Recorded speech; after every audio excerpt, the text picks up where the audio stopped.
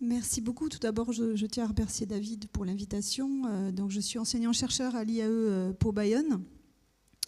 Je ne suis pas dans l'équipe d'Optima, puisque je suis plutôt sur la supply chain et tout ce qui est logistique, mais il se trouve que je travaille depuis 7 ans maintenant avec l'ADEME sur des politiques de décarbonation dans le milieu du transport de fret.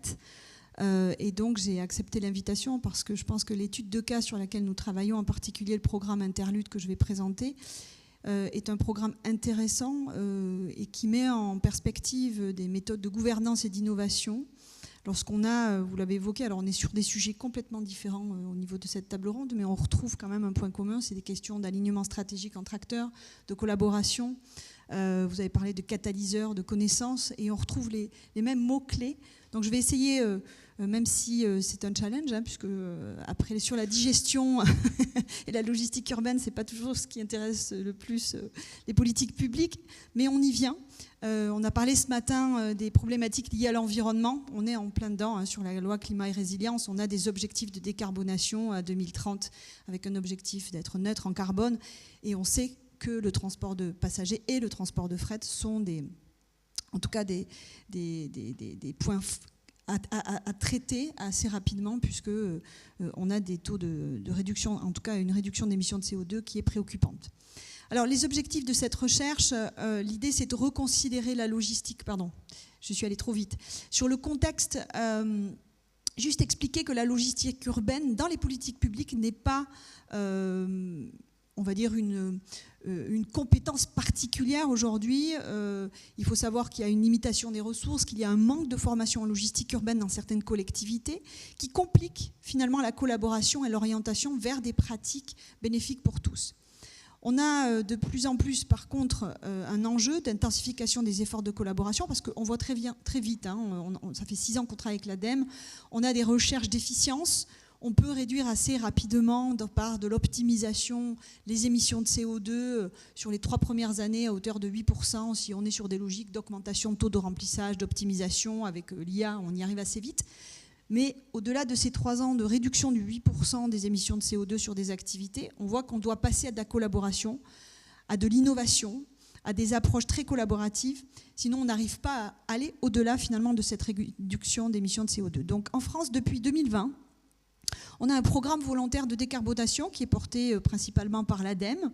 Je vais vous montrer après les différents acteurs. Et ce programme a une volonté de dépasser les expérimentations locales pour chercher des solutions concertées et durables. Donc l'objectif, bien évidemment, est de travailler avec différentes parties prenantes, valoriser les connaissances, mettre en place des plateformes collaboratives, de la concertation et intervenir finalement comme un médiateur, un traducteur des objectifs très individuels en des objectifs plus communs pour pouvoir réussir à mettre en place des pratiques vertueuses en termes de réduction des émissions de CO2. Donc partage d'informations, innovation, amélioration de l'acceptabilité des politiques. Donc il s'agit de reconsidérer cette logistique urbaine comme une partie intégrante de l'écosystème urbain qui implique évidemment une multitude d'acteurs interdépendants. Donc on travaille sur comment impliquer les acteurs finalement autour des collectivités sur ces questions de logistique urbaine, comment les mobiliser, mais aussi pérenniser les actions qui sont mises en place. Alors, je voudrais juste mettre ici un schéma, alors qui est un petit peu, je vais essayer de l'expliquer rapidement. Juste pour le corpus théorique, la théorie de l'acteur réseau, elle est extrêmement intéressante, parce qu'il y a ce processus de mobilisation des acteurs, où on a des acteurs humains, donc différentes parties prenantes. Alors, si je prends le schéma, alors on peut pas l'agrandir ici, mais on a bien évidemment l'ADEME, on a l'État, on a des prestataires comme Interlude, qui sont financés finalement par les C2E, qui sont les pollueurs-payeurs, qui financent indirectement des programmes de décarbonation en mettant en place des ressources au sein même des coordinateurs du programme et qui vont accompagner finalement les collectivités à mettre en place une charte de responsabilité au niveau de l'environnement, mettre en place des fiches actions pour pouvoir réduire les émissions de CO2. Ce qui est intéressant dans la théorie de l'acteur réseau, c'est que finalement, cet acteur, en tout cas ce traducteur, ce médiateur, il est indépendant finalement des acteurs mêmes, que ce soit la collectivité ou le secteur de la logistique, les acteurs de la logistique, mais il agit finalement comme un médiateur qui va, dans un premier temps, suivre différentes étapes, la problématisation, l'intéressement, comment j'intéresse en tout cas les différents acteurs à identifier qu'est-ce qu'on peut mettre en place, l'enrôlement, c'est-à-dire en fait l'engagement finalement de ces acteurs dans le programme, la mobilisation et bien sûr la pérennisation. Et dans le système, ce que l'on peut voir, c'est qu'il y a donc il y a du diagnostic, il y a des ressources qui sont mises à disposition, mais il y a aussi des expérimentations où on va essayer de mobiliser. Non seulement on va mobiliser bien évidemment les acteurs de la logistique urbaine, les artisans, les grossistes, les prestataires de services logistiques qui interagissent dans un environnement urbain, les commerces, les représentants syndicaux et surtout les fédérations professionnelles sectorielles qui sont extrêmement présentes au niveau finalement de cette concertation et qui vont permettre de mettre en place des actions intéressantes au niveau de la réduction des émissions de CO2 de la logistique urbaine. Donc ce programme Interlude nous avait demandé l'année dernière de travailler sur les 16 EPCI qui ont été engagés dans le cadre de la charte. Alors vous voyez ici une liste des chartes qui ont été validées, d'autres qui sont en cours, qui ont été utilisées de façon anonymée pour pouvoir travailler sur l'étude. Donc nous avons 10 communautés d'agglomération, 4 métropoles et 2 communautés urbaines. Donc vous voyez des déterminants ou des caractéristiques qui sont complètement différents et qui nous ont permis d'analyser finalement ce qu'on a pu mettre en place en termes d'innovation et de logistique urbaine durable. Alors, je ne vais pas parcourir, en tout cas lister toutes les fiches actions, mais ce qui est intéressant au travers de ces fiches actions, vous avez des exemples ici qui vous permettent de voir un petit peu comment, durant la concertation, qu'est-ce qu'on a essayé de mettre en place tous autour de la table avec les différents acteurs.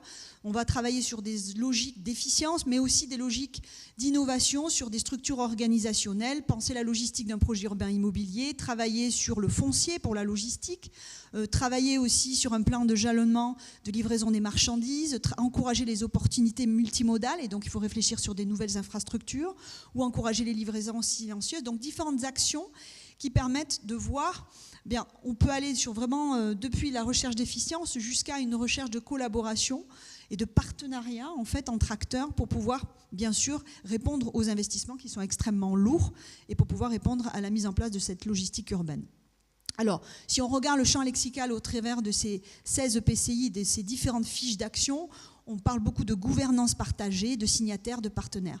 Ce qui est intéressant en fait dans l'étude, c'est que là aussi on fait appel pour les étudiants à la théorie néo-institutionnelle qui permet de mettre en évidence que si on veut arriver à une collaboration performante, on a l'approche, ce qu'on appelle l'isomorphisme institutionnel, qui permet de coupler à la fois des approches coercitives, où on va mettre de la réglementation finalement, au travers des zones ZFE par exemple. D'accord ? On va avoir du mimétisme, où là les rôles des fédérations professionnelles sont extrêmement importants parce que c'est eux qui portent les innovations, qui mettent en évidence les best practices et qui vont permettre finalement de pérenniser ces actions. Et on a aussi le normatif avec des logiques en fait, de labellisation où on va rechercher finalement cette légitimité au travers des acteurs et qui va permettre finalement de mettre en place des actions. Alors, Interlude, quand on analyse finalement les différentes fiches d'action, on a retenu 3 axes en termes de qui se dégagent finalement de ces chartes analysées. Le premier axe, c'est sensibiliser et accompagner le passage à l'action. Le deuxième axe, c'est soutenir et pérenniser les initiatives. Et le troisième axe, c'est gouverner en transversalité entre la coopération et la concertation. On a même des coopérations verticales ou aussi des coopérations horizontales entre acteurs pour faire de la mutualisation ou de la consolidation par zone géographique, et on en parlera tout à l'heure. Donc Interlude, c'est vraiment ce programme qui va permettre, où il va y avoir différentes pressions institutionnelles pour faire changer le comportement des acteurs. Mais que ce soit aussi bien dans des logiques de B2B, donc des acteurs du service, en tout cas des prestataires de services logistiques, les chargeurs, les donneurs d'ordre, mais également les citoyens. On a donc sur le premier axe 3 types. Alors j'ai mis 3 exemples ici pour agir par des actions ciblées par les EPCI.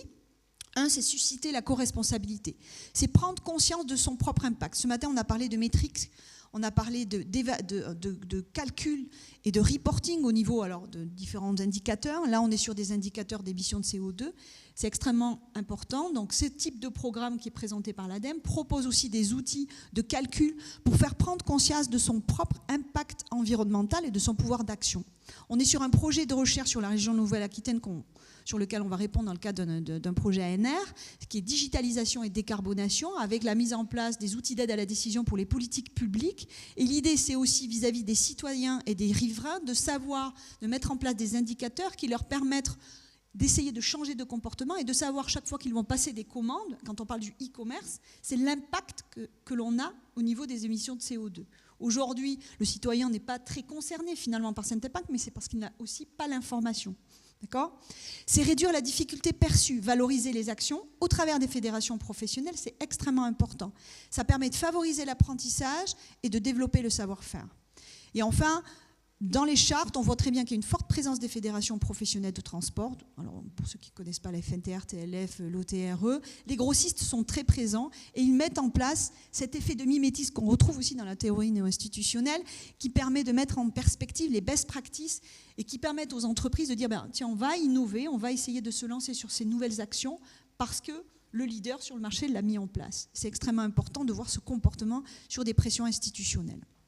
Il y a un changement clair de paradigme. On passe d'une activité professionnelle à contrôler vers une composante de l'écosystème urbain. Alors, on a mis ici quelques verbatims. Donc, les flux sont remplacés par les acteurs. On cherche à intégrer les acteurs dans la ville. On parle de faciliter les livraisons, de gouvernance partagée, d'acteurs locaux.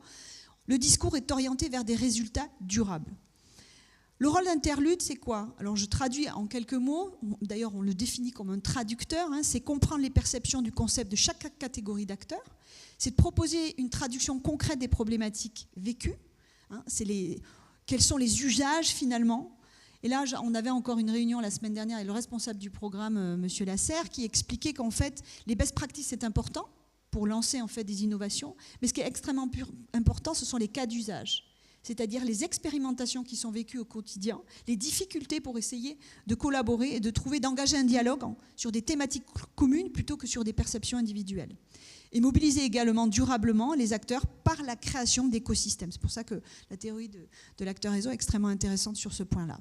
Des acteurs de plus en plus impliqués, les artisans, les commerces, les prestataires de services logistiques ou les chargeurs, qui finalement ce sont eux qui décident les modes de livraison, les heures de livraison, d'accord, et qui peuvent engager finalement un changement. Souvent, on dialogue avec les commerçants, mais les commerçants, c'est le dernier maillon, finalement, le dernier kilomètre en termes de livraison. Mais les donneurs d'ordre, les chargeurs, ce sont eux, finalement, qui vont décider les moyens, en tout cas toute la structure du développement de la livraison, qui vont impacter, finalement, dans les collectivités et les organisations spécifiques.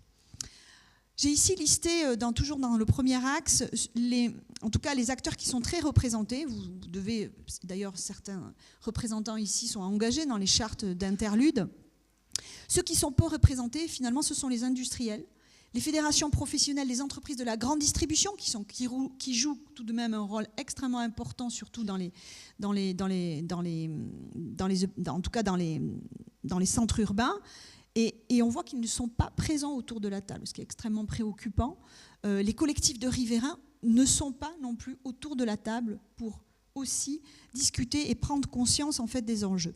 Donc il s'agit d'identifier les acteurs cibles qui, eux, vont pouvoir mettre en place des stratégies de communication adaptées. Donc des exemples d'initiatives, ce sont des ateliers d'initiation ou de co-construction ou des stratégies de communication très différentes d'un contexte à un autre. Voilà, donc ce qui est intéressant ici, c'est surtout d'identifier ceux qui sont en rouge et qui doivent bien évidemment être dans la concertation. La diversité des modes d'action, c'est le soft power des collectivités, la sensibilisation et les bonnes pratiques, la création de connaissances. On est en train de travailler sur de la mise en place d'une plateforme collaborative de partage des connaissances et des cas d'usage. Organiser la gouvernance de la logistique urbaine, ce qui est quelque chose assez récent au niveau des collectivités. Et au-delà des bonnes pratiques, les pactes et les engagements. Autre élément, c'est l'encadrement par la réglementation. J'en ai parlé tout à l'heure, il y a une approche très coercitive qui est extrêmement importante. Il faut maîtriser les deux temps de la livraison, la circulation et les problèmes de stationnement, ce qui n'est pas un petit problème au niveau des collectivités. Provoquer le verdissement des flottes, ça nécessite un engagement d'investissement fort, notamment au niveau aussi des infrastructures. On parle de l'électrique, où sont les stations électriques ? Comment on va arriver à positionner. Donc il y a aussi des nouvelles structures organisationnelles qui se mettent en place par des collaborations fortes entre acteurs. Intégrer la logistique urbaine dans l'espace public et intégrer la logistique urbaine aussi dans les règlements d'urbanisme, ce qui n'est pas le cas aujourd'hui. Et le troisième point, c'est orienter. Finalement, les collectivités, ce sont des chefs d'orchestre qui permettent de participer à produire cette logistique urbaine. la collectivité comme un acteur logistique avec l'objectif de l'exemplarité, gouverné par le marché public. On a aussi des flux au nœud, c'est-à-dire les tâtonnements sur le foncier logistique, qui est un point extrêmement compliqué à gérer, et la laboratisation de la ville et de ses services, bien évidemment. Expliciter, expliquer, réévaluer, je passe là-dessus. Le deuxième axe, sur soutenir et pérenniser. Il ne s'agit pas de lancer des expérimentations, il faut aussi les soutenir et les pérenniser dans le temps. Donc là, il s'agit de développer des relais de diffusion des pratiques vertueuses. Et ce qui est intéressant dans les différents appels à projets de recherche qu'on a menés avec l'ADEME sur les appels à projets TES, Transition économique, environnementale et sociale, ce que l'on retrouve souvent dans les différentes expérimentations et études de cas, ce sont des ambassadeurs. On définit des acteurs cibles, on les définit comme ambassadeurs, on leur donne, on les accompagne avec peut-être des politiques incitatives d'accompagnement, et c'est eux qui vont transférer finalement les mises en place des pratiques. On peut avoir aussi le soutien des collectifs et de structures intermédiaires, comme le soutien à des Fab Labs pour l'expérimentation ou des locaux partagés, l'émergence de réseaux, de collaboration et de nouvelles modalités d'organisation à des échelles territoriales très diverses. Cela suppose d'octroyer du temps et des ressources et des moyens d'action à ces ambassadeurs en matière de transition. Ils sont au cœur de la discussion et en tout cas de la réussite finalement de cette collaboration. Et bien évidemment, travailler l'environnement institutionnel et réglementaire, j'en ai déjà parlé tout à l'heure. Le troisième axe, c'est quoi? C'est gouverner en transversalité. On en a beaucoup parlé ce matin, la coopération, la concertation, mettre en lien les acteurs pour travailler en transversalité et favoriser des actions systémiques, on parle d'approche systémique, en créant des passerelles entre différents domaines. On voit dans les fiches actions des enjeux sur la logistique urbaine, gestion des déchets.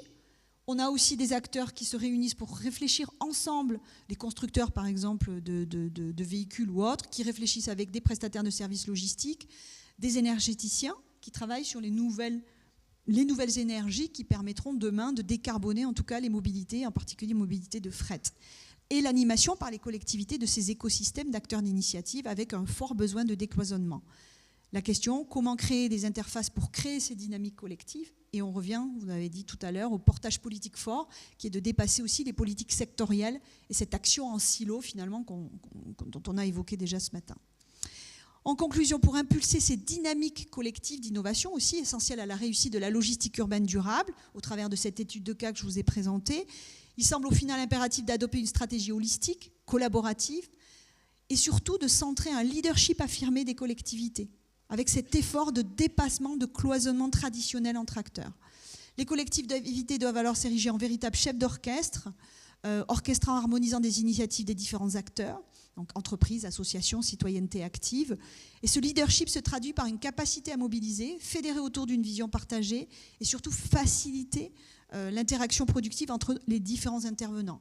Par exemple, en mettant, et c'est l'objet de ce nouvel appel à projet de recherche, où on va travailler sur la région uniquement en Nouvelle-Aquitaine, puisqu'on nous demande aussi d'avoir non pas seulement des cas d'études dans des centres urbains, mais aussi périurbains, rural. N'oublions pas aussi les accès sur des zones rurales et montagneuses, par exemple aussi. Donc la Nouvelle-Aquitaine a cette chance d'être sur les différents axes.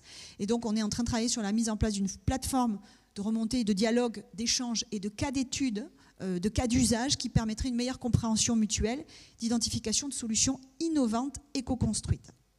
La transformation vers cette logistique plus durable requiert ainsi un engagement clair et visible des élus, des leaders politiques, qui doivent bien sûr se positionner en faveur d'une politique intégrée et durable. Je vous remercie.